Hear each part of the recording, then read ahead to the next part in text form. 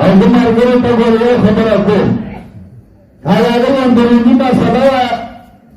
تاسو به هغې د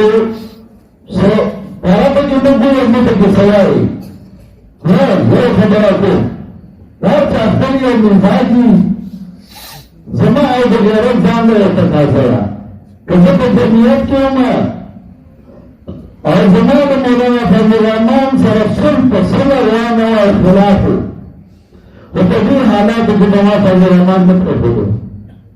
زه به ورسره وګوزارم او چې کله بیا حالات سم شوي نو بیا به مې ورته وویل چې بس زما صلاح دې ورته ما به نه پرېښودو زه به ورسره ولاړم ځکه زما غیرت دا نه برداشت کوي ځکه یو سړی په تکلیف کې یو سړی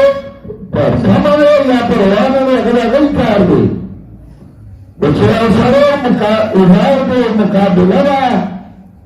او ملګرو د تورو میدان کې پرېږدي نو دا یې ملګری دي هغه د بیا اعتماد نه وي پکار نو د هغوی د څو ډلې جوړې شوې خو زه خپلو ملګرو ته وایم چې د هغوی هر څه تاسو پکې غم غرض مه ساتئ کئی وقت پر کار ایسے سکئی مد کسان کار سکڑی مد باندې اثر نه ورسوي هغوی پوه شه کار پوه شه خدای نو چې په دې حالاتو کې که زه ورسره و زه پې هر څومره خطا خو ما به یوازې نه پرېښودم